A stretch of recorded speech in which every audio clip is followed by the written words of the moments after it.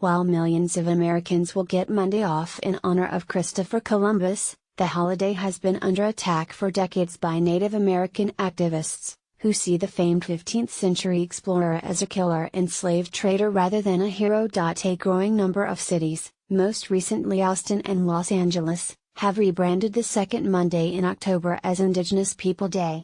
Now Columbus statues, too, are increasingly under fire, caught up in the same antipathy that is toppling Confederate memorials in town squares and public spaces around the country. Police in New York are guarding the 76-foot-tall likeness of Columbus in Columbus Circle after city officials said the sculpture would be part of a 90-day review of all symbols of hate on city property. A surgeon experimented on slave women without anesthesia.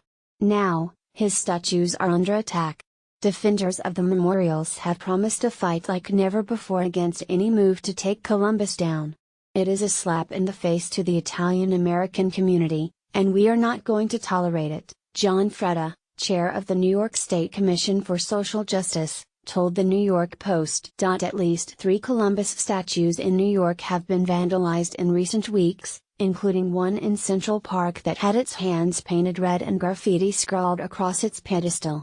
And in Baltimore, the purported first-ever monument to the explorer, erected in 1792, was attacked with a sledgehammer in August. The vandals videotaped the attack, blaming Columbus for launching a centuries-old wave of terrorism, murder, genocide, rape, slavery, ecological degradation and capitalist exploitation of labor in the Americas. Historians said it was inevitable that Columbus and the Confederacy would become entwined in the same emotional dispute over public memorials. They are two elements of America that have been romanticized and ingrained in our cultures over the years, said William Fowler, a longtime professor of American history at Northeastern University in Boston.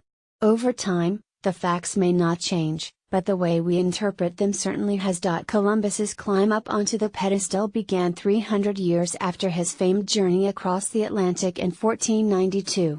After gaining independence, the young republic was searching for symbols that set its identity apart from Europe's.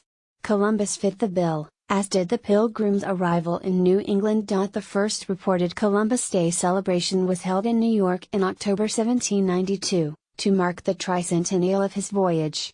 That same year, a French diplomat in Baltimore erected a 44-foot stucco obelisk creating what some historians believe was the first Columbus memorial in the Americas, if not the world. His grip on the public imagination grew after Washington Irving penned a biography of Columbus in 1828.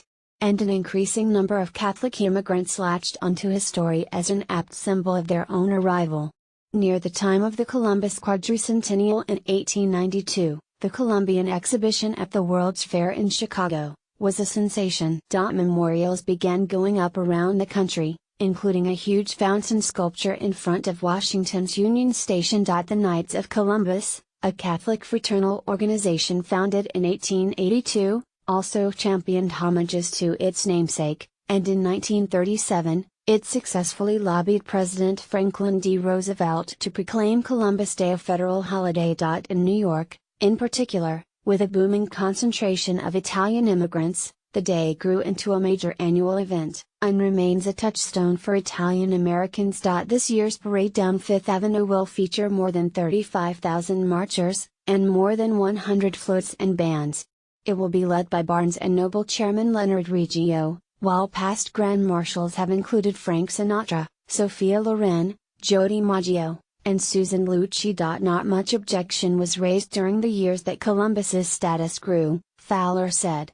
Those who would note the other side of his discovery story, which included enslavement of native Caribbean people and widespread death from Old World diseases, didn't have many platforms to protest. The facts were always there about the horrors his arrival represented for so many, but they didn't really begin to resonate until the Civil Rights Movement, Fowler said. Native Americans, in particular, began to push back against the Columbus mythology. In 1989, American Indian Movement protesters poured buckets of fake blood on Denver's Columbus statue. A major celebration planned to mark the 500th anniversary of the New World landing never generated the interest that planners had hoped for, Fowler said. People were already rethinking a lot of this, he said.